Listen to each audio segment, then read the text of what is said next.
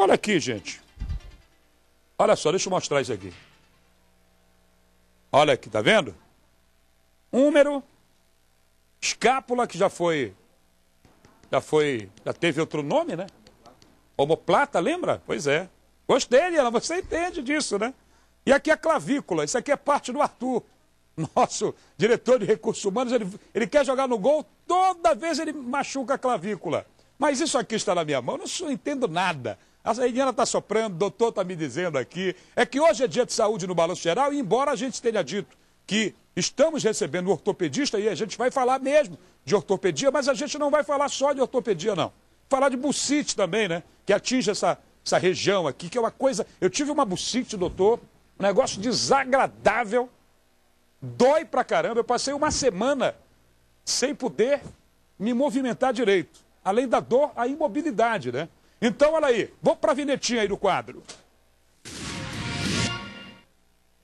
Para tirar as dúvidas dos telespectadores, Dr. Jean Machado, que também é membro efetivo da Sociedade Brasileira de Cirurgia do Ombro e Cotovelo. Começa a falar disso aí, Tome.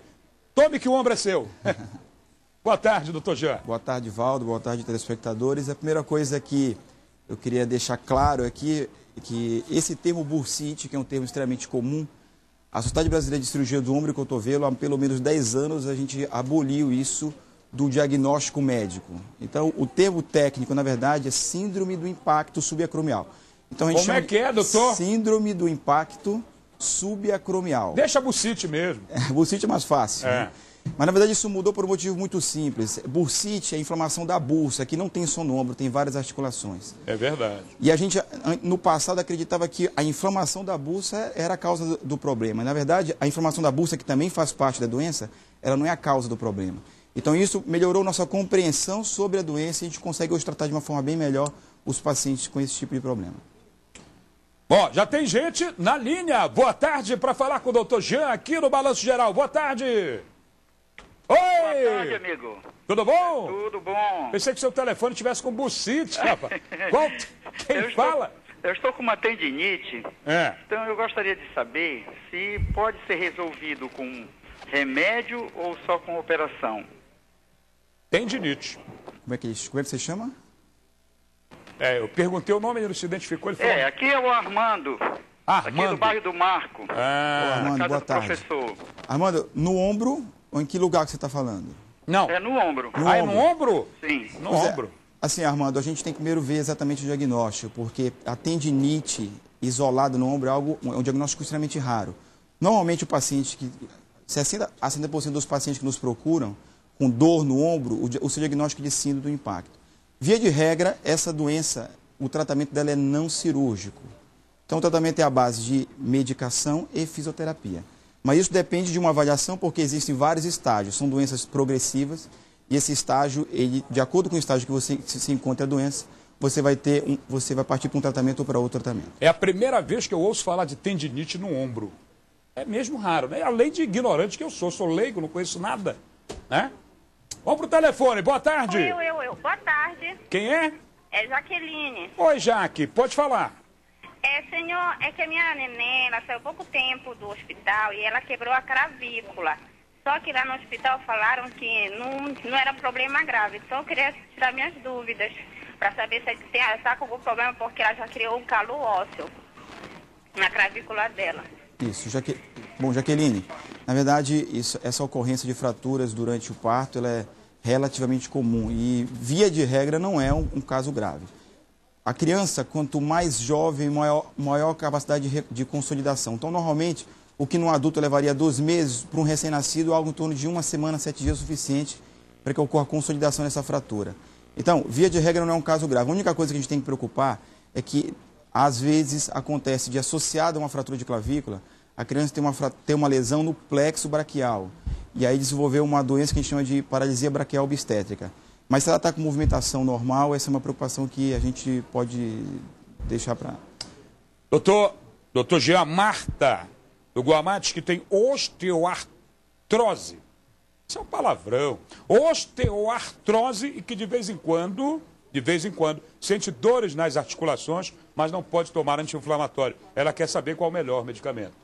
Na verdade, a gente tem que definir se essa osteoartrose dela é uma osteoartrose sistêmica ou se é localizada. Se ela tem dor em várias articulações, uma coisa... Ela tem várias? Várias articulações. Então, dentro do tratamento da osteoartrose, existe uma série de medicamentos além dos anti-inflamatórios.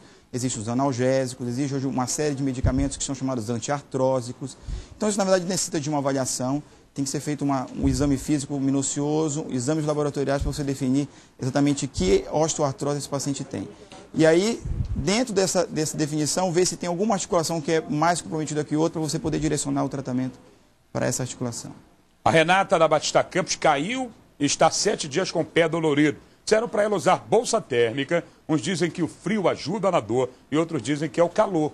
Afinal de contas, o que é que ajuda? Qual é a temperatura, baixa ou alta? Essa é uma pergunta muito comum. Então, na verdade, a primeira coisa que tem que ser esclarecida é o diagnóstico. Então, seria interessante que ela fizesse uma radiografia, procurasse um atendimento médico para se fazer uma radiografia e ver se ela não tem uma lesão mais grave. Isso pode ser uma fratura, uma contusão, eventualmente uma lesão ligamentar. Em relação à questão do frio e do calor, os dois têm ação analgésica. O que normalmente a gente recomenda, Valdo, é que o paciente, nas primeiras 48, 72 horas, ele faça o gelo. E a partir daí, calor. Sabendo que existe uma questão individual muito grande. Tem paciente que não se dá bem com o frio, principalmente o paciente com osteoartrose. Na hora que você pede para o paciente fazer uso de gelo, ele reclama da dor. Então, nesse caso, você pode iniciar com calor. Então, se ela tem uma dor, respondendo a pergunta, se ela tem uma dor muito intensa, ainda é momento para se fazer gelo. E aí, a partir do momento que ela melhorar, fazer um calor local. Mas é fundamental definir o que aconteceu com ela. Telefone, boa tarde. Boa tarde. Falamos com quem? Lúcia Oliveira. Cássia. Boa tarde, Valdo. Balança. Balança. Cássia. Assiste seu programa todo dia. Obrigado. É a Cássia? Não, Lúcia. Lúcia Oliveira. Pode perguntar, querida. Olha, eu queria saber do doutor o seguinte, porque o meu esposo, ele bateu com o ombro e o rosto numa porta de vidro. Ele pensava que estava aberta e ele foi para sair e bateu violentamente com o ombro na porta de vidro. Eu estive no hospital agora, 2 dias atrás, pedi para a médica mandar bater uma radiografia para o ortopedista ver. Eu acho que caiu a ligação dela. Deu para pegar alguma coisa? Não. Porque assim, a única coisa que eu dizer, o senhor vai dizer para ela como é que o marido dela deve fazer. Agora, tem que contratar um vidraceiro também lá. Né? É verdade. Bom, se o paciente tem história de trauma, é protocolo nosso fazer radiografia, não tenha dúvida. Agora, em relação aos traumas do ombro, eles podem causar não só fraturas, mas também lesões nos tendões do ombro. Então, isso tem que ser levado em consideração na hora de você fazer um exame de um paciente que sofreu um trauma nessa região. O Maurício do Jurunas diz que joga futebol todos os finais de semana. Isso não dá futuro para ti, vai fazer outra coisa. Mas nesse último final de semana, sentiu-se mal. No dia seguinte, ele está com muitas dores no tornozelo. Pergunto o que pode ser, já que não caiu nem se bateu. Se for o Maurício, nosso parceiro da bola de quinta e de sábado, é a idade, amigo. É com certeza.